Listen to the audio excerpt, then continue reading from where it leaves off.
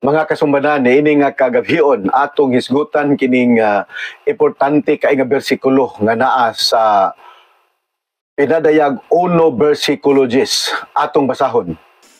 Diha ko sa espiritu sa adlaw sa Ginoo, og hingdunggan ko sa akong likod ang usa ka dakong tingog nga daw budyong. Kining pinadayag 1 versikulo 10 minahal nga mga kasumbanan, adunay duha ka interpretasyon niini. Dunay duha ka mga valid interpretation ni ining pinadayag 1 versikulo 10 mga kasumbanan. Unsa maning duha ka mga valid interpretation? Una niini, si Apostol Juan nag-unang interpretasyon niini nga valid mga kasumbanan mao ang adlaw sa Ginoo kanang panahon sa iyang pagpanimalos. Mao ni siya ang gitawag og adlaw sa Ginoo. Naa ni siya biblical support, naa ni mga bersikulo kalabot meaning adlaw sa Ginoo o Day of the Lord or Lord's Day. Mao ning unang interpretasyon nga valid tungod kay naay mga bersikulo nga ikasuporta niini, declaration sa Ginoo. Ang ikaduha minahal nga makasumbanan nga interpretasyon ini nga valid interpretation kining Lord's Day o Day of the Lord mao adlaw igpapahulay, adlaw Sabado, tungod kay dunay mga dunay mga Bible verses nga naga-declare niini nagasuporta. Ikatulo mao ni kung giingon nga dili siya valid nga interpretation, adlaw Domingo. Nganong dili valid? There is no Bible verse nga nag-declare nga ang adlaw Domingo Lord's Day o adlaw sa Ginoo, Day of the Lord. O ning ato ko tingkayon karon, apan kining dili valid reason, kining dili valid nga interpretation mga kasumbanan, mao hinuoy pinaka-popular, mao'y gisunod sa kalibutan. Okay, ato ning tagsa-tagsahon karon paghisgot minahal nga makigsuonan kining Lord's Day. Ang una, kining interpretasyon nga adlaw sa pagpanimalo sa Dios. Ingon si Juan, I was in the Spirit in the Lord's Day. Di ba? Okay. Ato kining hatagan o dakong pagtagad. Ato sang usa-usahon kini paghisgot ang matag pulong sa pinadayag 1 versikulo 10. Sa adlaw sa Ginoo. Unsa may buti pa sa buot ani? Adlaw sa Ginoo. Dako kayo posibilidad ang interpretasyon nga adlaw sa pagpanimalo sa Dios. Ngano man? Gideklarar kini minahal nga makisuonan ang pagpanimalo sa Dios, ang paghatag niya og silot sa mga dautan og paghatag niya og ganti sa mga matarong. Gitawag na niya adlaw niya. Atong basahon mga kasumbanan sa Joel 2:1 og 2. Patingugan ninyo ang trumpeta didto sa Sion og patungga ang pagubok diha sa akong bukid nga balaan. Pakuruga ang tanang pumuluyo sa kalibutan, tungod kay ang adlaw ni Jehova moabot, tungod kay kini haduol na moabot. Adlaw sa kangitngitan og sa kadulom, adlaw sa mga panganod og mabaga nga kangitngit. Ingon nga ang banag-banag sa kabuntagon mulukop sa ibabaw sa kabukiran. Ang usa kadakong katawhan ug kusganon wala pagayod ing sama ni ana, ni may lain pa nga mosunod kanila bisan ngadto sa mga tuig sa daghanang mga kaliwatan. Panahon sa Ginoo, adlaw sa Ginoo sa iyahang pagpanimalos, adlaw sa kasakitan. Klaro kayo ang declaration sa Ginoo sa Joel 1 sa Joel 2 bersikulo 1. Muna ko gingon, doon ay declaration. Doon ay buot, doon ay Bible verse nga nagdeklara sa giingon ni Juan nga I was in the Spirit on the day of the Lord, on Lord's Day. Unsa pa nga mga bersikulo nga nagdeclare nga nag-ingon Lord's Day kining panahon sa pagpanimalos. Niya pa atong basahon 2 Tesalonica kapitulo 2 bersikulo 2 atong basahon. Nga dili ninyo pagalibugon sa madali ang inyong hunahuna, ug dili ninyo pagapaggubton bisan pinaagi sa espiritu, kun sa pulong kon pinaagi sa sulat, ingon nga gikan kanamo, nga daw ang adlaw sa Ginoo haduol na. Adlaw sa Ginoo haduol na. Unsay buti pasabot nini? Adlaw sa Ginoo sa pagpahamtang sa hukom, sa pagsilot o paghatag og kinabuhing dayon. Munang adlaw sa Ginoo. Ikaduha nga bersikulo nga nagdeclare nga sa pinadayag 1 bersikulo 10 nagpasabot nga kana sa panahon sa pagbalos sa Ginoo, pagpanimalos. Unsa may ibalos sa mga matarong? Kaluwasan, kinabuhing dayon. Unsa ibalos sa mga dautan? Kalaglagan. Kalaglagan. Ano man? Sa Juan 5, versikulo 28 ug 29, tanaw nato ni. Ayaw kahibulong niini, kay ang takna moabot nga ang tanan nga anaa sa mga lubnganan makadungog sa iyang tingog. Og managpanggula ang mga nagbuhat sa maayo ngadto sa pagkabanhaw sa kinabuhi, ug ang mga nagbuhat sa dautan ngadto sa pagkabanhaw sa paghukom. Moabot na ang adlaw. Unsa ning adlaw? Adlaw sa Ginoo. Day of the Lord. Lord's Day. O ni minahal mga kasumbanan na ang pinadayag 1:10 mo ning unang interpretasyon nga makita nato nga valid nga interpretasyon kay dunay nagasuporta nga mga bersikulo kalabot ni ining gitawag og Lord's Day, adlaw sa Ginoo. Sa 2 Pedro 3:10 atong basahon mga kasumbanan. Apan ang adlaw sa Ginoo moabot ingon sa usa ka kawatan nga unya ang mga langit moagi sa dako gayud nga dinaguok, ug ang mga butang sa kalangitan mga tunaw sa hilabihang kainit sa siga, ug pagasunugon ang yuta ug ang mga buhat nga ania niini. Adlaw sa Ginoo. Buti pasabot ni sa pinadayag 1 bersikulo 10. Adlaw sa Ginoo. Ningon ang pinadayag 1:10, I was in the Spirit, meaning si Juan naa sa state of mind, was in the position of the Holy Spirit of the Lord. Nga sa adlaw sa Ginoo, iyang ipasulat aron mahibaw-an sa katawhan kung unsay buhaton sa Dios sa moabot ng iyang adlaw. Adlaw, maingon na ta, may adlaw kara. Imuhang adlaw karon, imong adlaw ugma, hala, imo na lang tanang adlaw. Pero moabot ra ang akong adlaw. Ingon ni ana, minahal nga makasumbanan. Una nga valid nga interpretasyon sa akong giingon kay dunay suporta sa balaan nga kasulatan. Jeremias 46, versikulo 10. Kay kadtong adlaw mao ang adlaw sa Ginoo. Ni Jehova sa mga panon ang usa ka adlaw sa pagpanimalos, aron siya makapanimalos sa iyahang mga kabatok, og ang espada mulamoy og mapatagbaw, og moinom hangtod sa iyahang pagkahubog sa ilang dugo. Kay ang Ginoo si Jehova sa mga panon adunay paghalad sa yuta sa amihanan, daplin sa suba sa Euphrates. Di ba valid kayo ang mga interpretasyon? Nga adlaw sa Ginoo. Posible siya o muna gingon nga una nga valid nga interpretasyon, adlaw sa Ginoo kanang panahon sa iyahang pagpanimalos. Diha ko sa espiritu sa adlaw sa Ginoo, og hingdunggan ko sa akong likod ang usa ka dakong tingog nga daw budyong. Mao kadto nga kasumbanan ang una nga valid interpretasyon sa pinadayag 1 bersikulo 10. Diha ko sa espiritu sa adlaw sa Ginoo, og hingdunggan ko sa akong likod ang usa ka dakong tingog nga daw budyong. O sa gingon sa pinadayag 1:10, Diha ko sa espiritu sa adlaw sa Ginoo, og hingdunggan ko sa akong likod ang usa ka dakong tingog nga daw budyong. daghang deklarasyon nga kini adlaw sa iyahang pagpanimalos.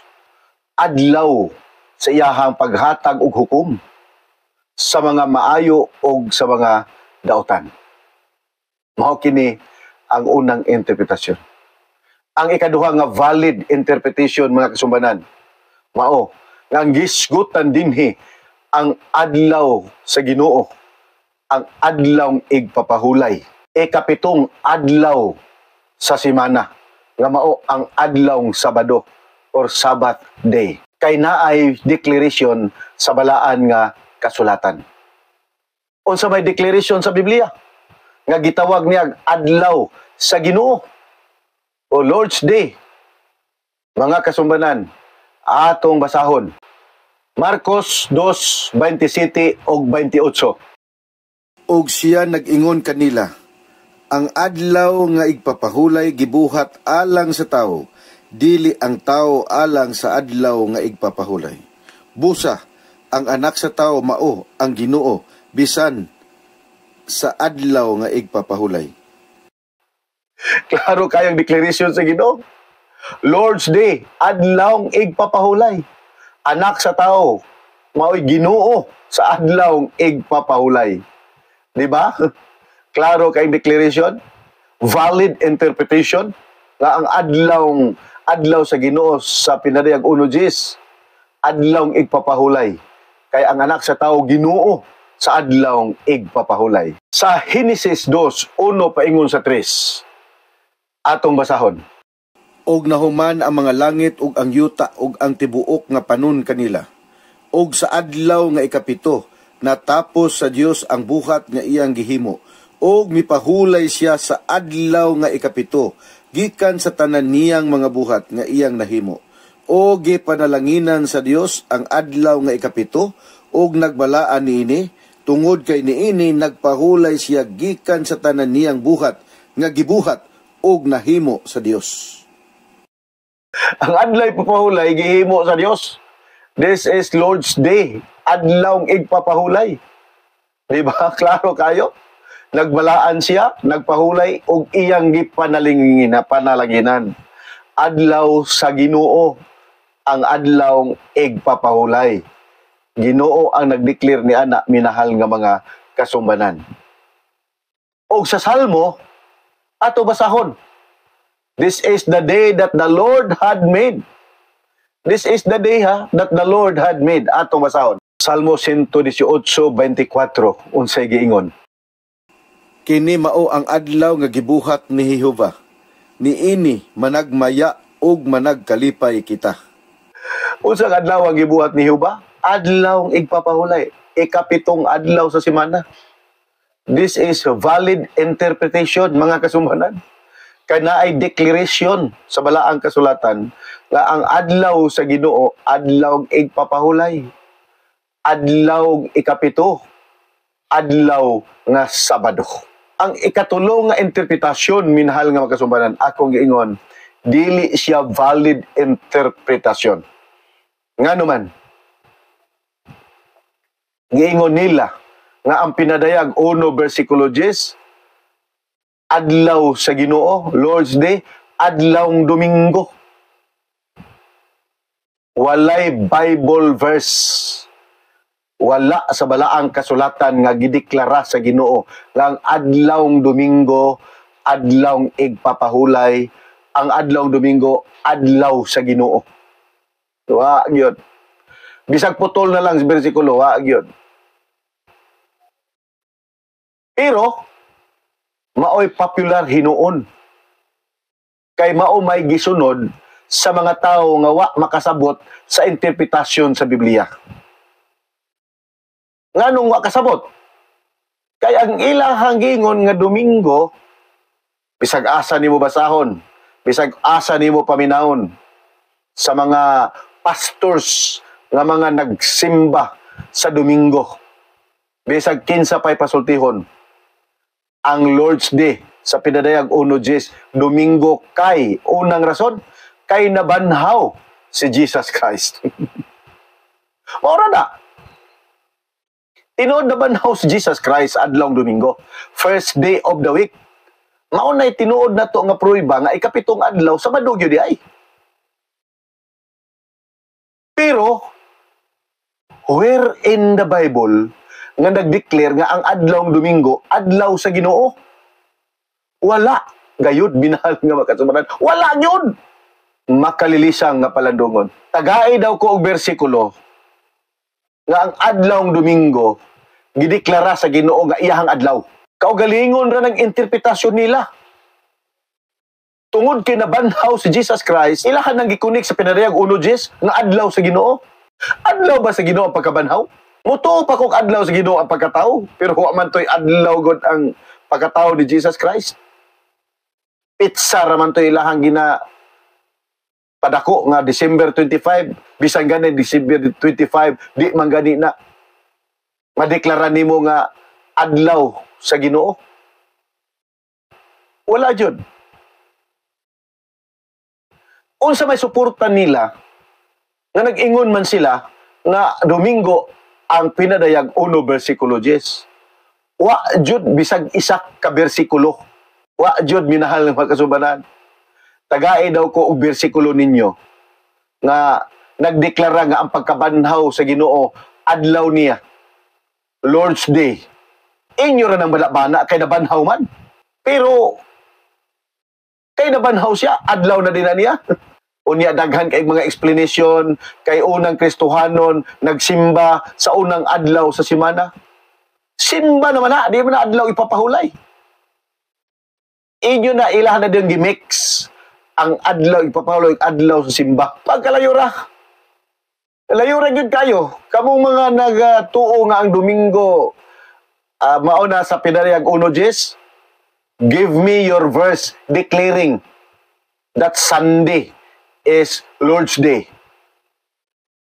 Dili ng inyong kaugalingong interpretasyon. Dili ng inyong kaugalingong bana-bana. Kay nabanhaw si Jesus Christ.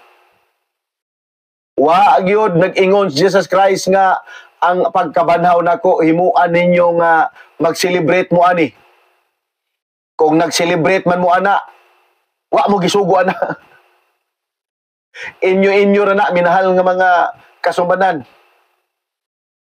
Mao ni ang tinuod. Mao ni ang tinuod. Unsaon pagkatinuod anang inyo nga sa Domingo nga wa may Bible declaration. Unya si Juan sa pinadayag 1 bersikulo 10 wa pod mag-declare. Ingon siya, I was in the Spirit in the Lord's Day. Kada lang. O duha lang ang valid interpretasyon ana ang Lord's Day. Adlaw sa iyang paghukom, adlaw sa iyang pagpanimalos, kay naay mga Bible verse declaring it. Og ingon man, ang adlaw igpapahulay, ikapitong adlaw semana, adlaw Sabado. Because there are also verses and Bible texts declaring it. Nagadeklara ni ana. Pero ang Domingo, wa jamo. Polos lang bana-bana. State of the mind. Nga, mao na ilang isunod. Wala. Bisan pag imong basahon ang, bisan pag mag-research ka, bisan asa ka mag-research, minahal nga mga kasumbanan, ang ilaharag yung gipadako kay si Kristo na banhaw sa adlawng Domingo, first day of the week, in which our strong reason, our strong support, nga ang first day of the week, Sunday, therefore, ang seventh day of the week is Saturday. Adlawng ipapahulay, seventh day, dili first day. Dahil kaysa may nagsugo daw, nga atong balaanon ang first day of the week. From Genesis to Revelation. Give me a verse now. Ipakita na yun karon. O kaha, assignment ninyo.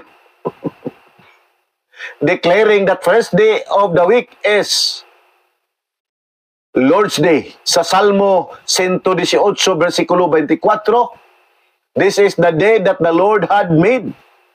Kano siya niya gihimo? Sa Genesis 2:1 paingon sa 3. Adlawng ikapito, adlawng igpapahulay, adlawng Sabado. Di ba? Ato kaayong naklaro karon minahal nga makasumbanan. Kung di ka mutuo ni ining atong interpretasyon, imuha na. Pero kining atong interpretasyon, wa ta nagbuot-buot nini, kay dunay mga Bible verses nga nagasuporta nining duha ka mga interpretasyon sa sa pinadayag o no versikulo 10. Ikaw karon, kung nagsunod ka sa adlaw Domingo, base niining pinadayag o no versikulo 10, nga way klarong usang adlaw, inyo na lang gibana-bana nga adlaw sa Ginoo kay nabanhaw Ginoo. Give me your proof that Sunday is the Lord's Day. Dili kay inyo lang yung nahuna nga tungod kay nabanhaw ang Ginoo. O sa may support ninyo? Katong nagtipik-tipik sa tinapay, ato naghisgutan. Sunod nga panag tagbo na to. Osias 2:11, gipahunong na ato naghisgutan, sunod nga panagtagbo na to. Mateo 28:1, nga unang pagsimba nila, ato naghisgutan. Sunod pa nagtagbo na to. Tagsa-tagsahon na to ni, di na to ni tingob-tingobon. Kaya aron masabtan na to, maklaro na to, umayo. Tagsa-tagsahon na to nag-explain. Bible exposition, minahal nga makasumbanan. Dili ta magbut-buot. Sa atong kaugalingon lang na, imura na. Nga kaugalingong panghuna-huna. Unya nagsunod-sunod pud ka sa mga nagtudlo ni ana nga wa pod in taon magtuon sa balaang kasulatan og tininuod. Basta akong ingon nimo, ang pinadayag 1 versikulo 10, duha lang yun ang valid interpretation. Lord's Day, adlaw sa pagpanimalo sa Dios, adlaw sa pagpakanaog sa paghukom, or pagsilot o paghatag og reward sa mga matarong. Mao na adlaw sa Ginoo na. Og ang ikaduhang valid interpretasyon, Lord's Day, adlawng igpapahulay, adlawng ikapito, Sabado. Kay kana gihimo sa Dios, gitawag po na niyag Lord's Day, sumala sa mga bersikulo nga atong gisuporta. Ang ikatulong rason, ang Lord's Day nga Domingo, dili siya valid interpretation tungod kay walay Bible verse nga nagsuporta niini. Kay kung di magud klaro ang giingon ni Juan sa Lord's Day dinha, kinahanglan kag suporta. Dili kay magdamgo lang ka kay nabanhaw si Jesus Christ. Mao tingali kay nabanhaw man gud si Jesus Christ. No. It's a wrong. Wrong kayo siya. Di ba? Ato na siyang pinuktukan, minahal ng makasumbanan.